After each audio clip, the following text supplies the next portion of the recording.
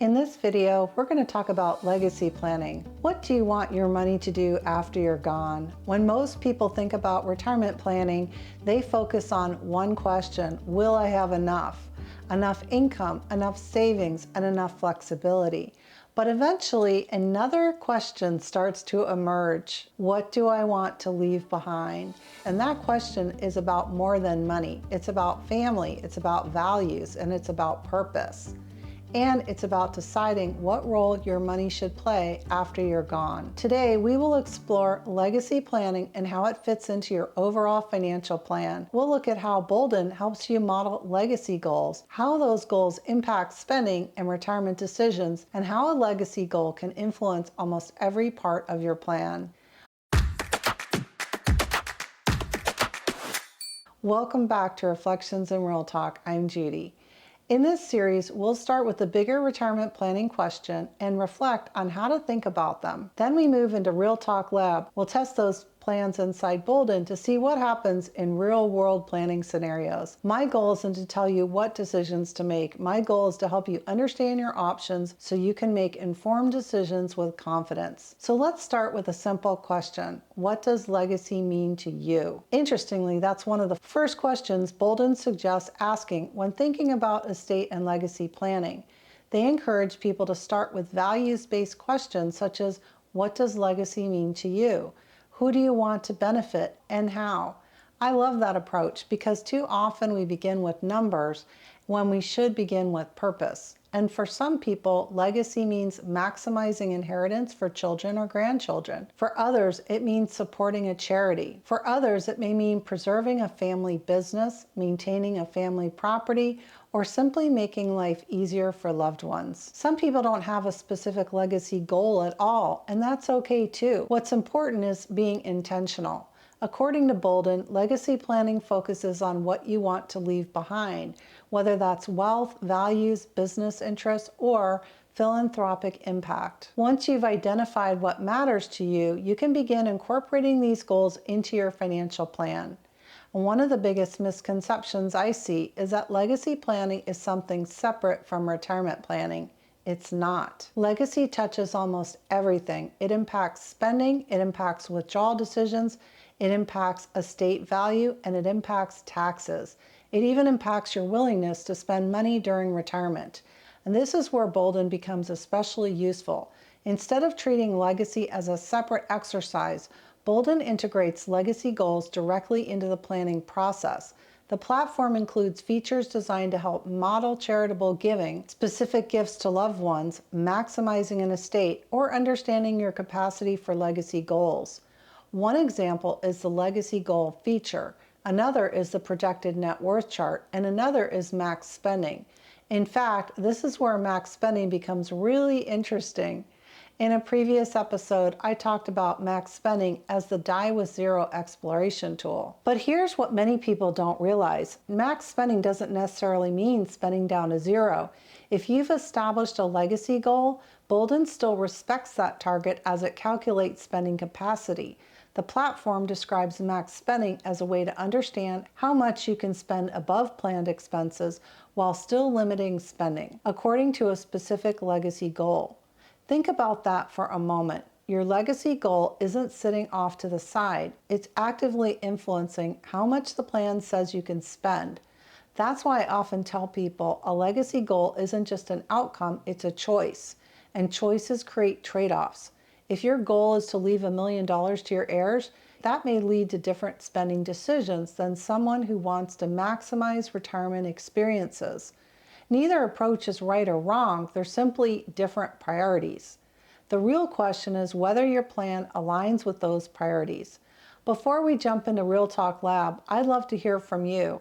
When you think about legacy, what matters most? Leaving money to family, charitable giving, preserving assets, or maximizing your own experiences during retirement? Let me know in the comments below. Now let's move into the Real Talk Lab and see what this looks like inside Boldin. Let's start with a baseline plan. We'll navigate to the goals section and review the plan assumptions. So here we are in Boldin. We have welcome Thomas. Let's look at the profile settings. Thomas with a date of birth, January of 1970, age 56. His spouse, Sarah, age 54. And they have a net worth currently of $2 million. And at retirement, $4.44 million. And longevity, $13.4 million. They do have a retirement chance of success of 99% with that Monte Carlo simulation. And then let's look at their assumptions real quickly.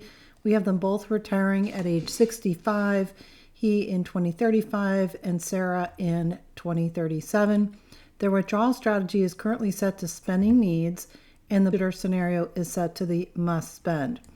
So those are important for our assumptions here. I'm going to go into the summary screen here. And we can see longevity age is set to 84 for Thomas and 87 for Sarah. Now scrolling down a little bit further, we've got estate planning. I just want to go over the estate planning documents very quickly. Currently, none of them have been completed, but if I click the pencil, I can see we just have a list of documents that Boldin is recommending be completed as part of the estate plan. So I'll go ahead and check those off. And you can see the planner score just went from 190 to 200. I've heard a little bit of negativity about the planner score, but it really is helpful. And you can see there's some gaps here that need to be filled. So that was one of those tasks, and I checked it off my list. We do have a financial legacy goal here of $1 million. If I hit the pencil, I can change that. And it's expressed here in terms of today's dollars as well. And you can see again that the net worth at longevity is quite large. And if I look over here, we can see today's dollars and future dollars and rates of inflation and return set to average. Now, you might ask yourself, why would somebody set a legacy goal so low compared to their net worth at longevity? Many reasons that people might do that. A couple might include wanting to provide charitable giving throughout their lifespan, as well as gifting to children and perhaps extravagant vacations they haven't thought of, or maybe even uncertainty about their plan at this point. This is just a goal right now. We're going to leave it at $1 million and save. And I want to go back to expenses in healthcare. And I just want to show very quickly that their must spend is $9,450, like to spend $12,750. It's a pretty big spread there. Let's go into insights and spending guardrails. Now we'll point out that spending guardrails is directional at this point because they're not yet retired. And we've got a safe spending target of $20,000 and the planned spend of $12,000. So pretty big gap there, which looks like they probably have an opportunity to spend more. Let's increase the legacy goal to $2 million. Notice how that affects flexibility. Let's revisit max spending. Earlier, I described max spending as a die with zero exploration tool. If I've established a legacy goal, Boldin still incorporates that objective while determining the spending capacity. This allows me to see the highest spending level the plan may support while still honoring the legacy objective I've entered. And that's incredibly valuable because now I can compare three things: my desired lifestyle, my legacy objective, and what the plan suggests is sustainable. So we're back here in the estate planning section. That's under summary tab. And I'm going to change this $1 million legacy goal to $2 million. If I look at my assumptions here and I change my withdrawal strategy to max spending, this is where I'm really going to see the difference. So let's go under max spending expenses and healthcare. And now I can see those purple bars appearing. That's the maximum spending. I've got $168,000 a year starting in 2035 that is freed up to spend, and that is taking into consideration that legacy goal of $2 million. Let's drop that back down to spending needs and see how much that differs. Let's look at 2037 because we've got $248,000 in that year. Let's drop in that max spending, and that increased to $442,000, giving us that $168,000 for max spending. Let's drop that legacy goal back to $1 million and see how that impacts the plan. Now let's go back into expenses and healthcare. We've got max spending still toggled on, and so now we've got $341,000 in the year 2036, and max spending has increased to $176,000. So that's where you can see that wiggle room in your additional spending if you toggle that max spending on, which is an interesting perspective to look at when you're considering longevity and how much you want to leave behind. Notice how it affects spending capacity. Notice how it influences the overall plan. And this is one of the most powerful lessons in retirement planning. Every dollar can only be spent once. It's either available to support your lifestyle or it's available to support your legacy. And again, there's no right answer. There are only choices and trade-offs. Now let's look at the projected net worth chart under Insights. Boldin specifically suggests using this chart when thinking about estate preservation goals and understanding what you may have available at your longevity age. This is one of my favorite visualizations because it starts to answer questions like, what might I leave behind? How much flexibility do I have? Am I preserving more than I intended? Or perhaps, am I spending more than my legacy goal allows? Here under Insights and Lifetime Income Projection, we can see the Lifetime Income Projection chart, and there's quite a bit of information here on this screen. But what we're really looking at are the expenses and taxes. That's that thin green line.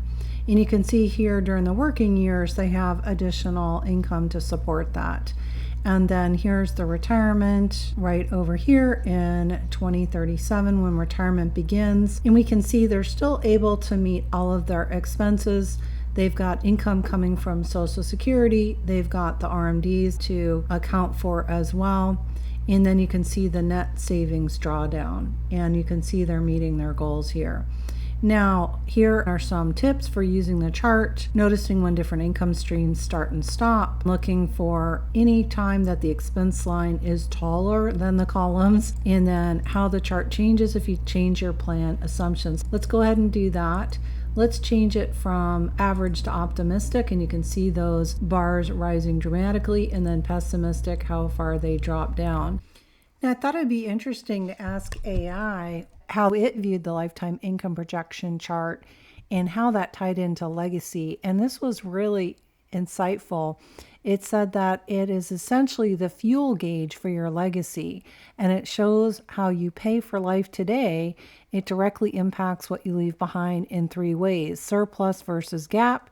If your income, bars, Social Security work, etc., are taller than your expenses, the extra money flows into your accounts, growing your future estate. If there's a gap, you're drawing down the assets you intended to leave to heirs. Tax efficiency. By seeing when your income spikes like RMDs, you can spot years where you might be losing more of your legacy to taxes. This is often a signal to look at Roth conversions to shift that tax burden away from your heirs. And sustainability. Your plan currently shows $1 million legacy goal. The chart helps to see if your recurring income is strong enough to let your investments grow untouched, or if you're forced to dip into that legacy bucket to cover daily life. So I thought that was interesting. And when you're on all of these charts, don't forget to leverage that AI Ask Boldin feature. It really has some great information for you. Let's look at the projected net worth chart. That's right below the lifetime income chart over in the Insights. And if you click here, you can see year by year. And you can see at longevity, it's close to $2 million. You can click on the optimistic toggle and you can see how that would impact the plan, $2.88 million. And you can also toggle on pessimistic and see now we've got $1.36 million. Let's put that back to average and remember those assumptions. Sometimes people toggle those on and they set it and forget it. That's where clarity comes in, not from guessing, not from rules of thumb, but from seeing the trade-offs. I also think legacy planning becomes more meaningful when paired with other planning tools. If you've watched my safe spending episode, remember the concept of must spend and like to spend, safe spending targets, and max spending? Legacy interacts with every one of those. A larger legacy goal may reduce spending flexibility, and that's why I think it's important to view legacy as part of the overall plan instead of an isolated goal. At the end of the day, estate planning isn't really about numbers, it's about intentions.